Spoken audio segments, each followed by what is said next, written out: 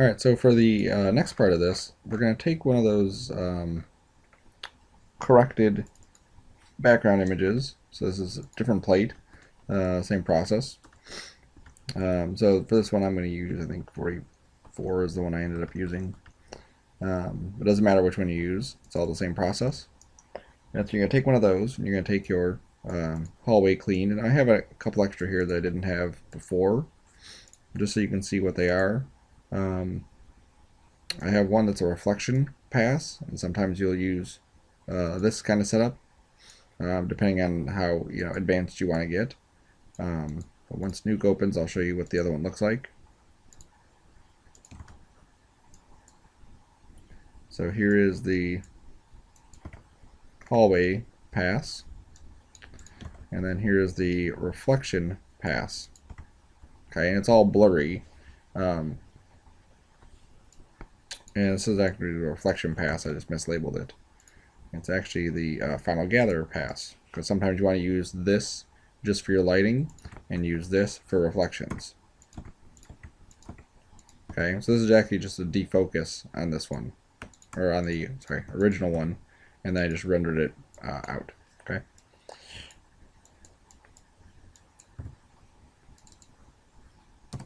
Let me just rename that to be FG.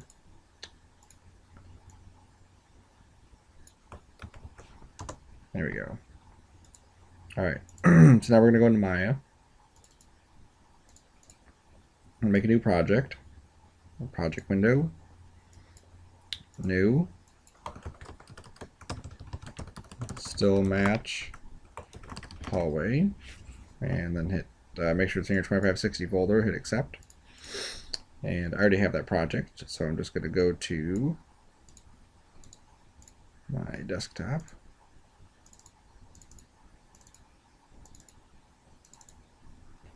There's my hallway StillMatch, and in source images, you can see I copied those 4 files here,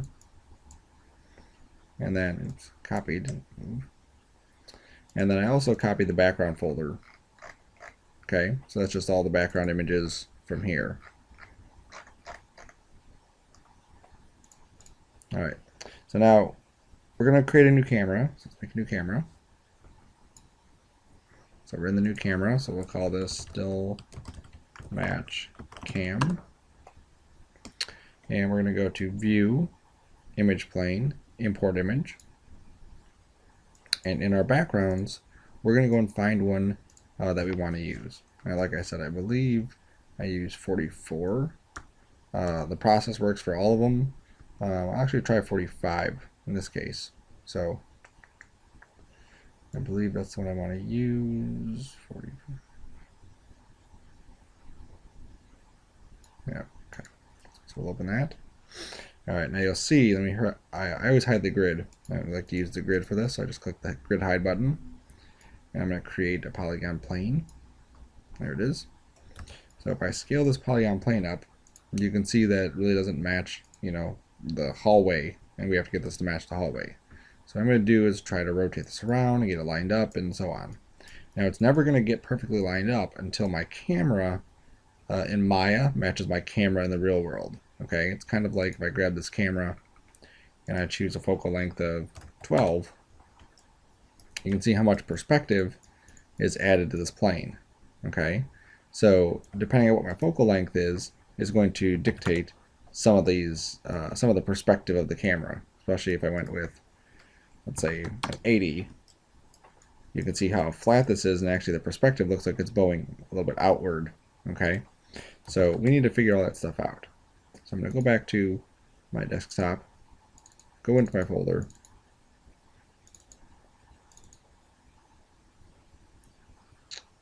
there.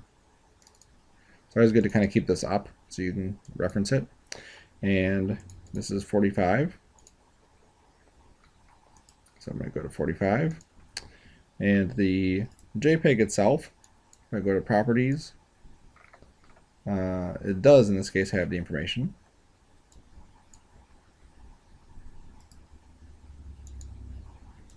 The TIFF also has the information. Sometimes it loses it when you go through Nuke and process it. I actually grabbed the wrong one. The JPEGs were something else that I was messing around with. So here's the TIFF that I need to bring in. The TIFF, here's the dimensions, we'll need that. But you see there's no camera information here. And when we go through new, it wipes out that metadata. Alright, so I need to go back to the original one, which was here, and get that information. Okay, so this original TIFF, the DSC 1545, is the one I want. So here's the focal length. That's the one I want to use. This is 27.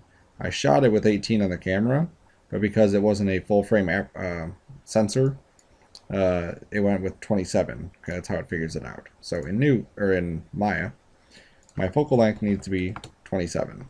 Okay, so that's part of the equation. The other part is this horizontal and vertical film aperture. So that isn't listed inside here. All right, so I need to go look that up. So I'm going to go to Google, Nikon D7000, sensor size. That's what we want to search for. And that's the camera I used when I originally took the pictures, so that's what we want to look up. And if we look, here's the sensor size right there. Okay, so if I just look at this 23.6 and I go to Maya, this number is a huge jump, 1.417 to 23.6.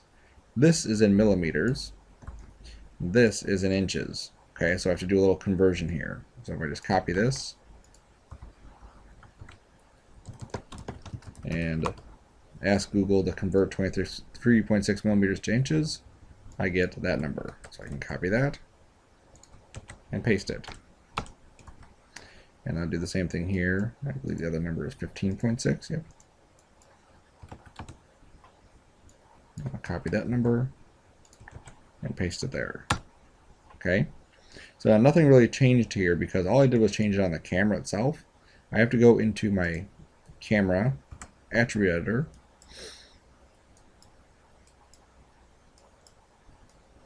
and go to the image plane, and you'll see that the image plane still has the old settings. Okay, had I changed these and then added the image plane, it would have automatically went in there. So I need to get those values, but I'll get them in there in a second. Okay, so what I'm going to do first is go to my resolution, my render settings, and change my resolution. Okay, right now it's 960 by 540. The image that we're going to be producing is not that big. 45 right here. So we just need the proportions really. It doesn't really matter the actual size right now. So 616 by 408 is the proportions. So 616 by 408. Okay, and you'll see that this device aspect ratio of 1.5 is going to match this film aspect ratio of 1.5. Okay, so that means that we're in the same proportions. That's what we want. All right, so I'm going to go back to the image plane, and now that we have this set inside of the render settings, if I turn on this blue circle here, I can see that my image is actually like creeping out of that box. So what I'm going to do is say fit to resolution gate, and now it's inside the box. Very important to do. You don't want to set up this whole thing and then realize, oops, it's outside the box. So I can close that, and now we have this kind of, the camera is set up the way it should be. So now it's just a matter of moving this plane until it lines up with our view here. Okay, so I'm going to scale this up really big like that, and I'm just going to keep moving my camera around until I get it lined up. I find it's also helpful to take away these divisions. Okay, that way we're left with just a box. That way we can jump into wireframe and see just the green box here. Now don't think this process is going to be quick. It's not. Okay, it's going to take you some time to get used to the controls of it and getting this thing lined up exactly where it needs to be. Now if you look, my plane is actually getting cut off. Okay, let me jump to perspective so you can see what's happening. That as I'm moving my camera around here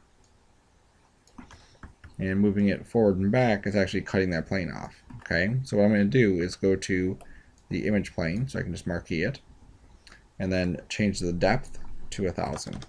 That's not going to affect anything except for how far away it is. Alright, then I can jump back to my StillMatch cam and continue trying to line this up. Okay. Now you're going to say this is impossible. There's no way that this is going to line up. It will.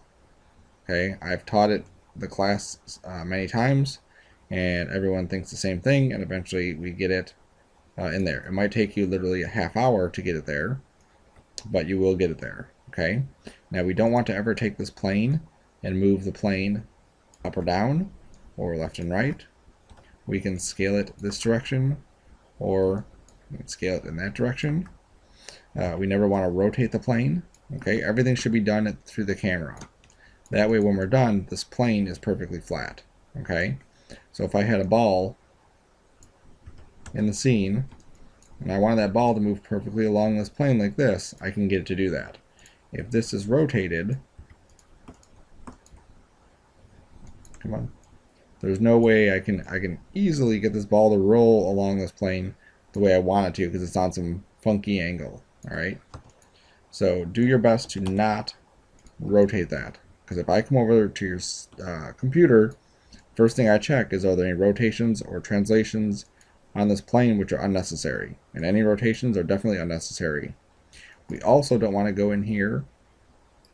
Let me jump back to my camera, because this is another thing that people do, is they'll just grab the vertex and they'll just move the vertex here, grab this vertex, move it there. I can't see those back vertices.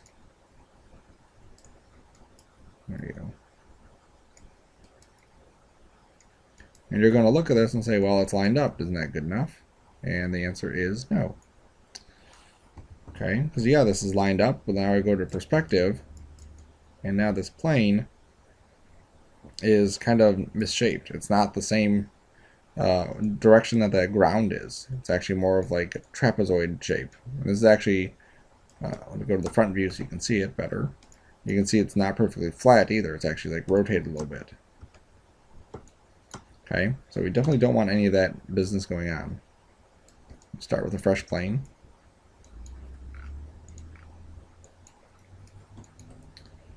We'll go back to StillMatch. So here are some ways that we can kind of make this a little bit easier.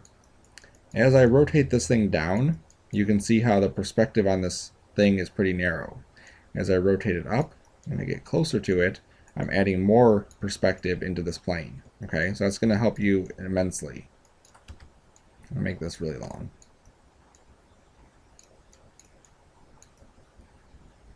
Okay, so you can see, okay, well now I'm going, a little bit too much perspective on this, so I need to flatten it out a little bit, and rotate it a little bit, and keep going. Now one thing that really helps is to line up one corner. So I'm going to line up this corner right here, and I can actually probably scale this in a little bit. Okay, that's fine to scale it in slightly.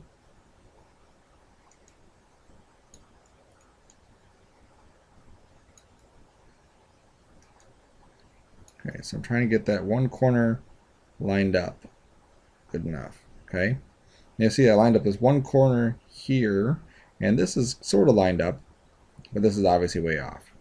So what I do is I line up that one corner. I'm going to switch to a layout that is two panes side by side. So here's my StillMatch camera. This one's going to be my perspective. And what I'm going to do is I'm going to grab the camera. Okay, here's the camera. And I'm going to group it to itself. So I just hit Control G. Okay, now I'm going to move the pivot to that corner that's lined up. So I hold down DV, middle click, and there it is. Okay, so now I'm just going to resize this. It's much easier when you have, a bigger display. Hide my channel box. And then what I can do is just rotate this until I get more stuff lined up.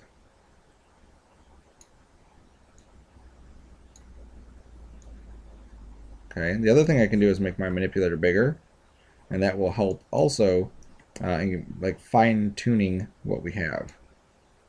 Okay, and I may even need to rotate it a little bit in the red direction as well. Okay, if I wasn't perfectly level when I took the picture, it's not going to be level in here.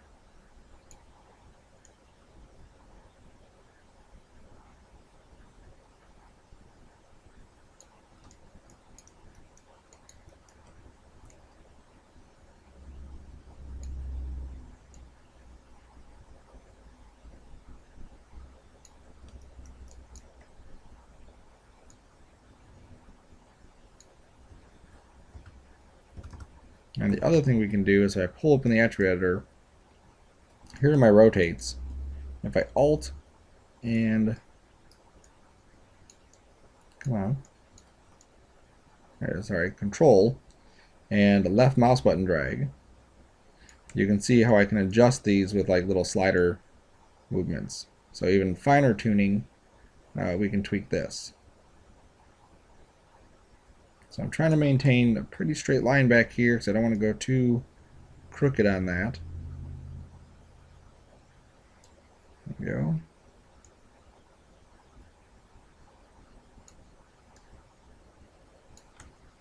And pretty much there we go. Okay. So you see,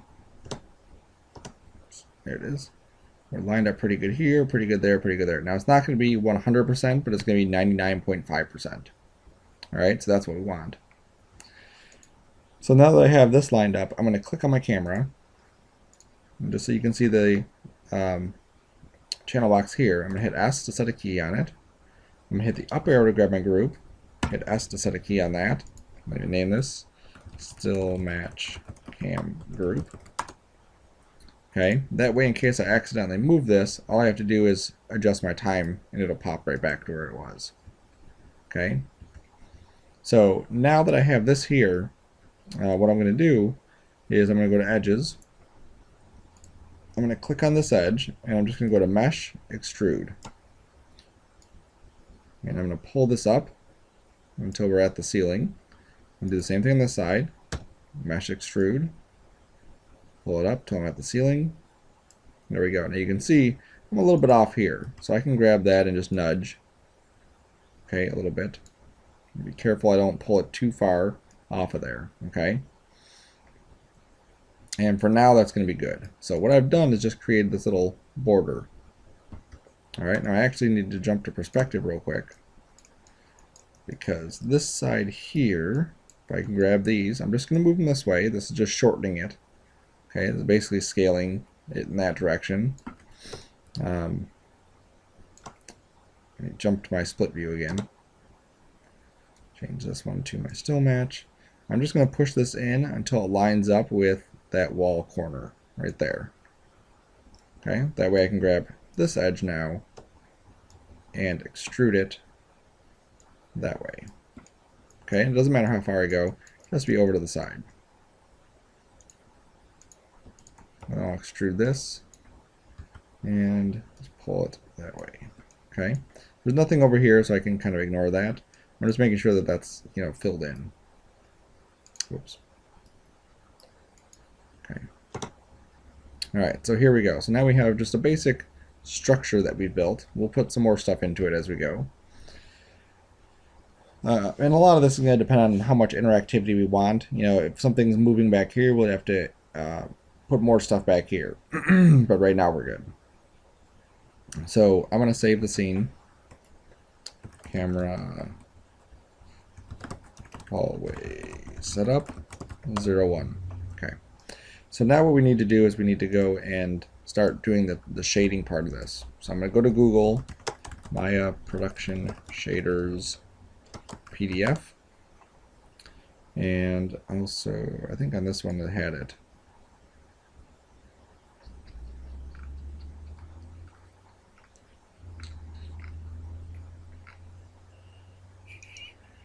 Well, we'll get to that in a second. All right, so inside here,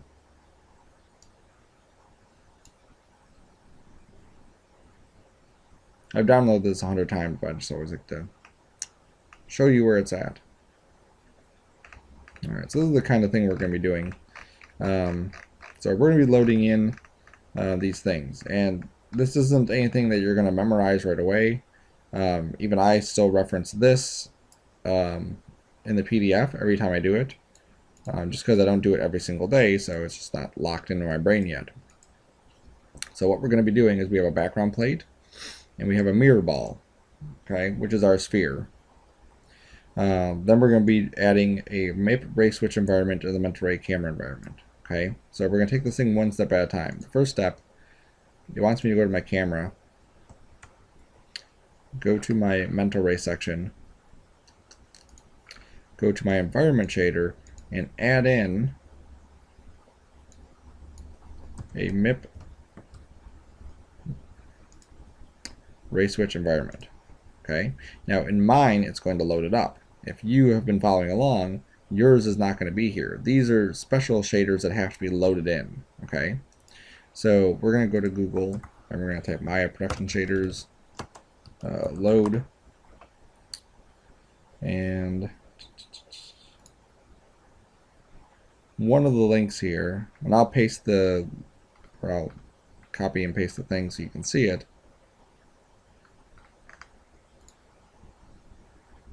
And this is, once it's loaded on your computer, you never have to do it again. Oops.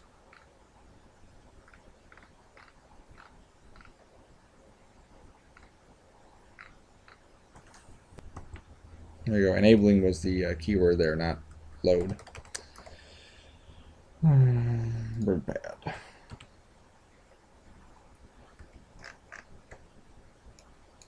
So what we're going to do is option var -iv MIP shade expose 1. So I'm going to copy that.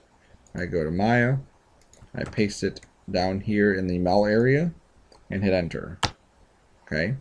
Now it may not load it right off the right away. So you may have to reboot Maya.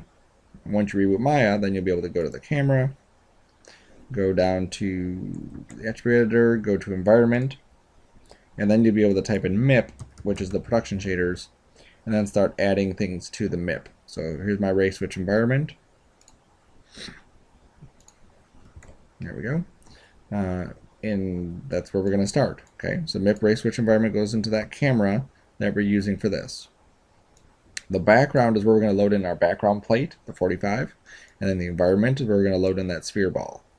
So the background, I click there, and then it's going to say what you want to connect. Background slot, use a MIP camera map. So MIP camera map. And then on the map section, I click the folder, and then I find my background. Okay, so right now I'm using number 45. 45 right here.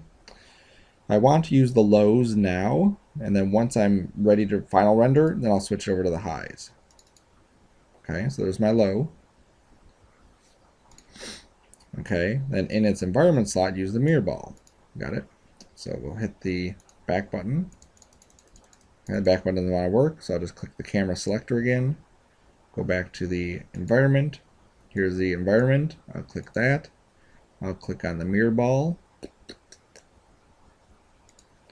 I'll click on the map for texture, click on the folder, and then find the, I'm just going to use the regular, not FG one right now, just the regular cleaned low. Okay, and again, once we do final render, we switch that over to the high res one. Okay, so environment slot has this, or the background slot has that, environment has this, create a ground plane, which we did, and then use a MIP map shadow as the surface, shadow, and photon shader. That's a little bit confusing, so we'll walk through it. So I have my area selected. I'm going to right click and assign a new material, and it's going to be a MIP matte shadow, which is this guy. Okay, he turns red, sometimes he turns green, doesn't matter. I need to open up my hypershade for this. So I have my MIP matte shadow here, and you'll see it's on the shading group. So it lists the surface, volume, displacement, and some other stuff down here. So I need to find my MIP matte shadow, which is here, middle drag it onto surface. There it goes. I need to scroll down to photon, middle drag it onto photon, and I believe shadow, yes. And middle drag it onto shadow as well. So it's on material, shadow shader, photon shader, and surface shader. Now you have to make sure you drag it onto the name, not this area. Okay, because if I drag this onto this area here, it just copies and pastes the name. It doesn't actually load it in there. Okay, so that's what that part means. And then it says use the same instance of MIP matte camera in its background parameters. So now I'm going to go to the MIP matte shadow tab here, and I'm going to drag the MIP camera map onto the background word, and there we go. So let's close, close, save as, and then we'll hit the render button, and we see nothing. Okay, and we see more than we actually think we see. I'm going to create a sphere, like so. Hit the render button again, and now you see the sphere is here, but this other area is not. There's nothing happening with this thing. All right, so I'm going to go and play with some of the parameters of that MIP camera map now. Oh, sorry, there's still nothing happening because we're still rendering through Maya software. Let's switch this to Mental Ray. That'll help.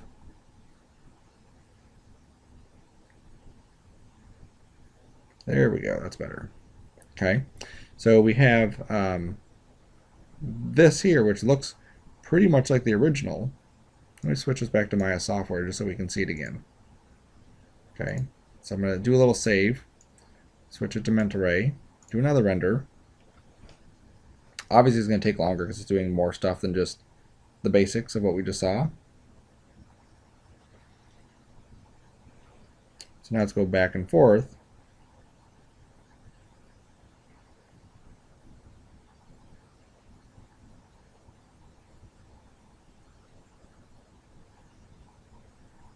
And let me just double check my images here.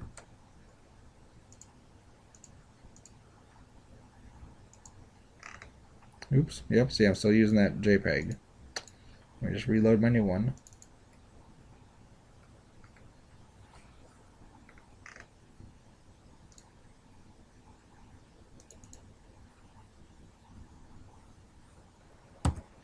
Alright, I was having issues with bringing that file into Maya for some reason. I don't know why it won't read it. So what I ended up doing is just opening it up in FCheck. So I opened the image, and then I just resaved it as a Maya image. So 1545 high, 1545 low. I don't know why it was doing that, but let's just hope that that fixed it. 1545 low.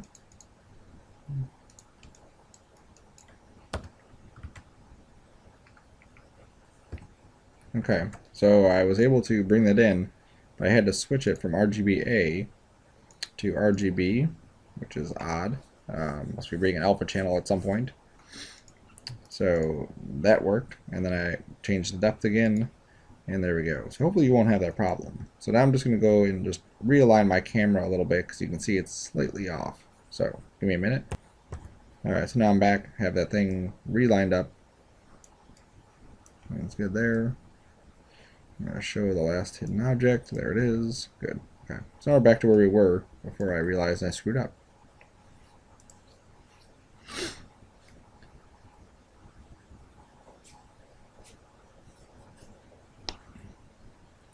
So here it is with Mental Ray, and we'll just double check it again. It's always good to double check. Switch it back to Maya software.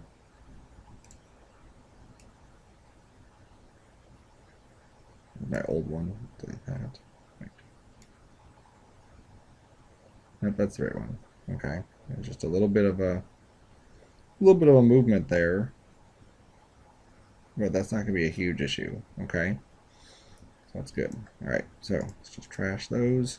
Switch back to Mental Ray. We're good. Okay, so now what this is doing, I'm going to delete the history on that.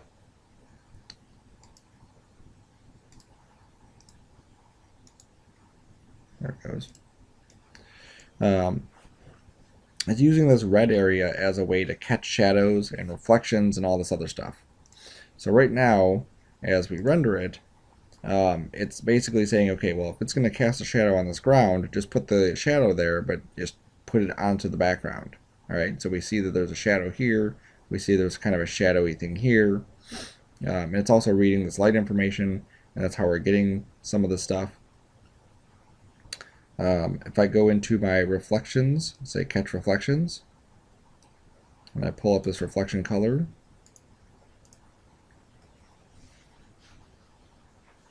we'll start to see reflections on these areas here. Okay, so now we have that level of interactivity on there.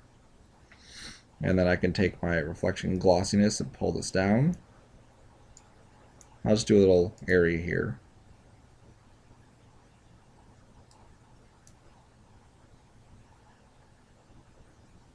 Oh, I have 0 samples. I need to up my samples, and then I'll start to see that. Just pull it back down. There we go. So now it's kind of dispersing it. Okay.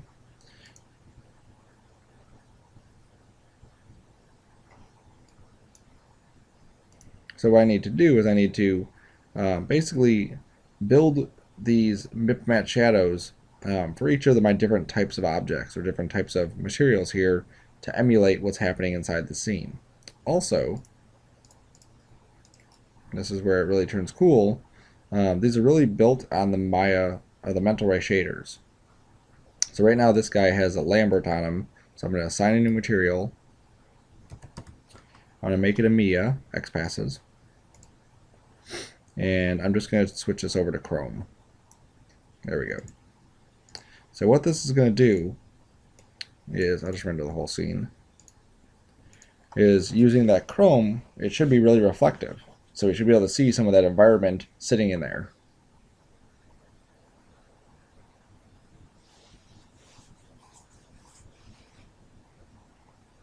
And there it is. So you can see how it's reflecting this here and that there, and obviously these are reflecting in here, and very cool. Now we have this big hotspot.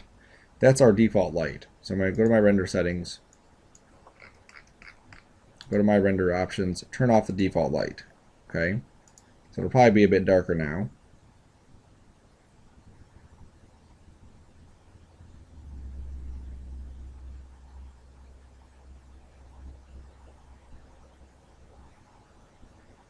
There we go. So it's a bit darker here, a bit darker there because we don't see that big hotspot. Okay, now the reason we're not getting the skylight reflecting in here is because we haven't set an object inside here with that mip-match shadow to accentuate that. Okay, so you see how if I go into my wireframe, and I'm going to do an overscan on this. This is actually a bit big. So I'm going to say View, Camera Settings, Overscan. There we go. Now we can see this a little bit better because it's not cutting us off. Alright, so this goes right up to the lights. I'm going to actually bring that down slightly. No, I'm going to leave it there. Bring this one down. I'll leave that one up. That's fine. Alright, but I do need to create another plane inside here.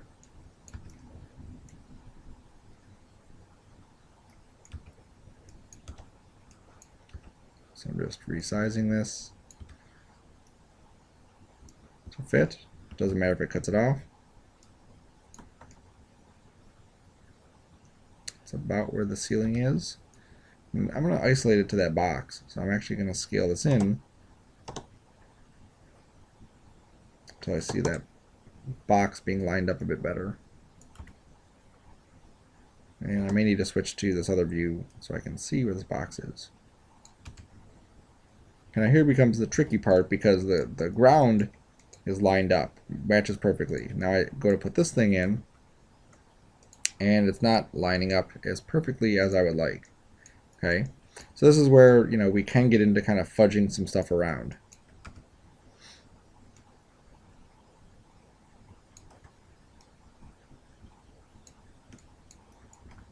So if I needed to come out here and grab a vertex and scoot it over there, scoot that over there, I can do that.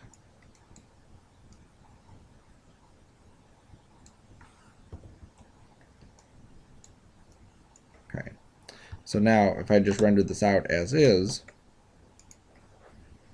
you'll see a gray box on the top, or a black box. Okay, you can see it kind of shooting out here.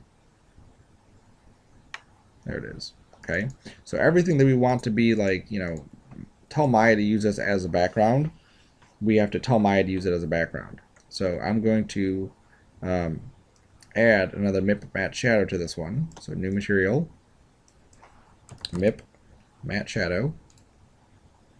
And all that stuff we did to the original, we have to do to that one. So I'm going to drag, this is where it becomes tricky. This is number 2. It's number 2. I'm going to drag MIP matte shadow 2 onto surface. Drag MIP matte shadow onto photon. Go to my MIP matte shadow here. Drag the camera map onto, background. And there we go. So now that one's all set to be a separate piece of geometry that Maya will use as that.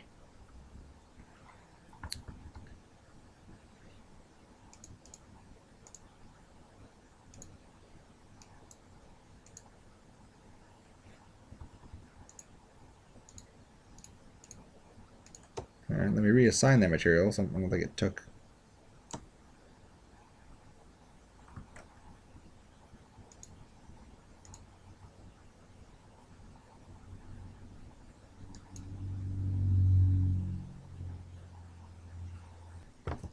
Alright, and the AO on in this case is actually causing it to have some issues.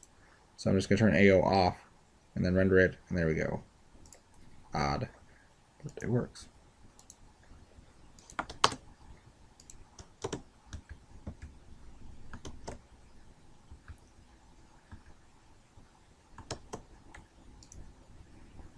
So now we'll render it again to verify everything's still working.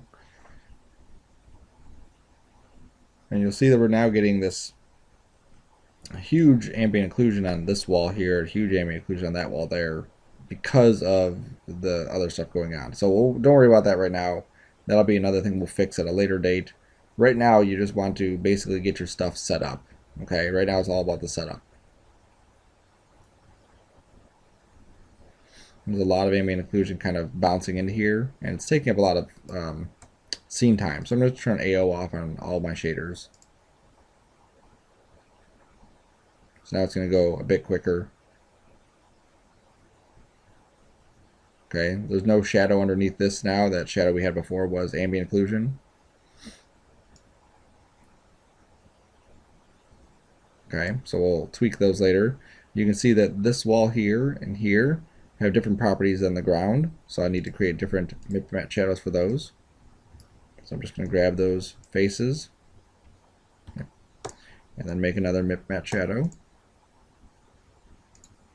Go to the hypershade, make sure I grab number 3, drop on shadow, drop on photon, drop it on surface, go to the MIP matte shadow here, drop the camera map onto the background, and then take AO off.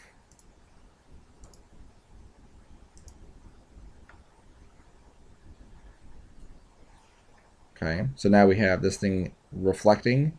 The side walls are not reflecting, and the ceiling right now is not reflecting.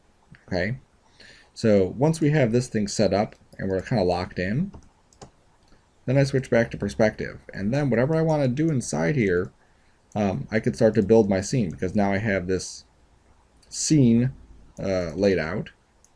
I can throw some stuff on layers here. Let me take this and put it on a layer. Scenery. And I'm just going to make it a templated object, so I can't, so I don't need to look at it right now. Okay, so then whatever I want to do as far as creating a little animation in this, that's what I can do. So I could do stuff like, just as an example, go to my end particles and go to create emitter. And this is just something quick. I've had students take dinosaurs and have dinosaurs run down the hallway. Makes it look really neat. My emitter is here. It's a volume. It's a cube. It needs to be bigger. There we go.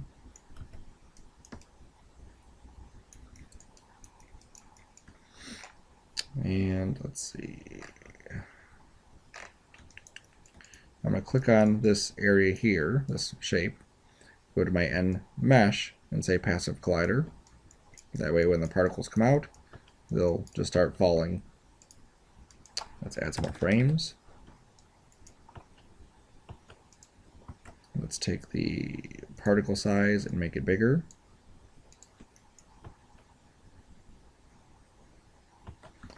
take the nucleus, and I'm going to go to where we have scale attributes.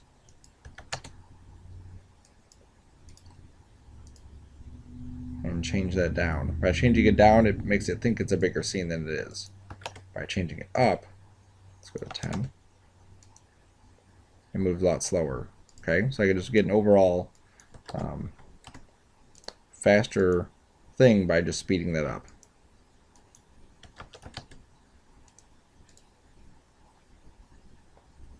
So I think that looks good there. Okay. All right, so now I can also go in here and add maybe a field. So I go to Fields, Newton, and this Newton should pull these particles towards it. And we need to take the attenuation off. There we go. And maybe even take the magnitude up some. There we go. Obviously it's pulling it towards it. It's a little bit too high.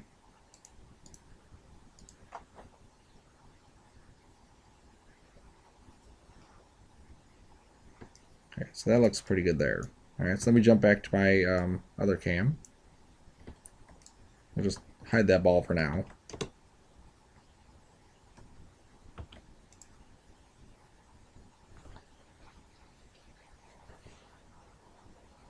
Okay, you can see that these are not really lit up or colored or anything fancy, but over here they are kind of like fancier anyway. Even on my shading, you know, it's set to blobby surface. The color is here, but it's not showing up. Well, we have no lights in the scene. Okay, so I'm going to add in some lights. So I'm going to go to Create Lights, Area Light. I'm going to aim it downward. Okay, and I'm basically going to put in the lights that are in the scene. I'm going to go into my stuff here, turn my quadratic decay on, crank this up to 1000, go to my mental ray, use light shape, and that should be good. Okay, so it's about in the same spot. Now I can adjust it exactly where I want it.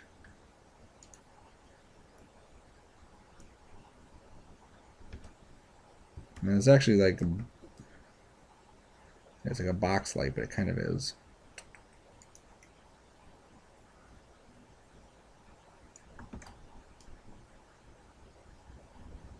There we go. So now with those two lights in the scene, I'm gonna get a little bit different result. So now I'm actually gonna get shadows on the ground.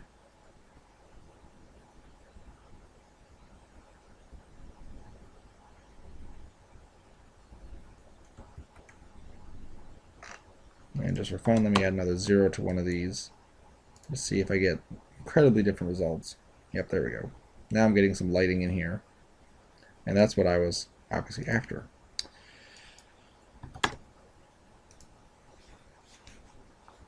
There we go. So 20,000 for each light. And that's just a number you gotta play with. There's no, you know, set this always.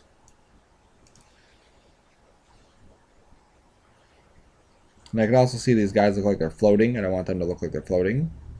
So I'm going to grab this shape, go to my N rigid, and take this thickness down to maybe 0.1. Okay, then I'll drop them down so that they're on the ground a little bit better.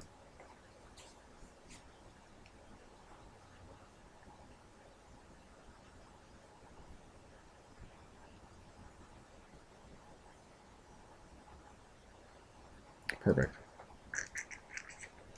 And then I can do stuff like go to the particles, go to their size, and then I could say randomized ID and just give them some random scale.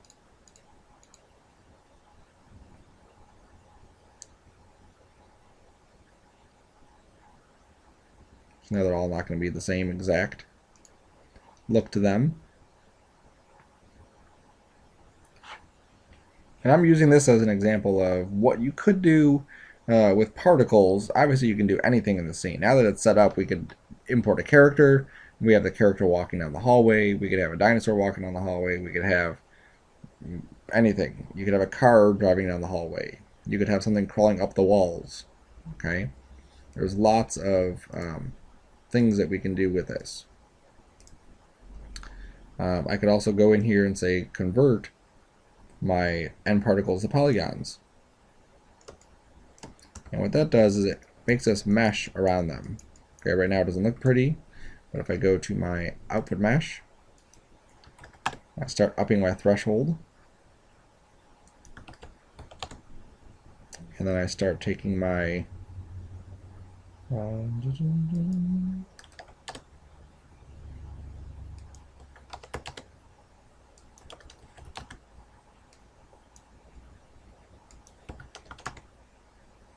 I gotta take this max triangle resolution up,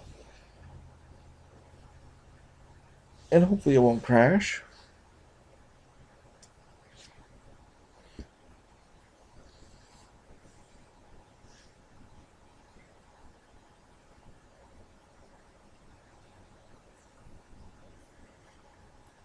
Okay, so I modified my shape a little bit and it's rendering out. So here's my little blobby mass of particles here coming out. Like I said, experiment. You can play with anything. If you have an older project from another class, you could obviously import that and use that inside the scene as well.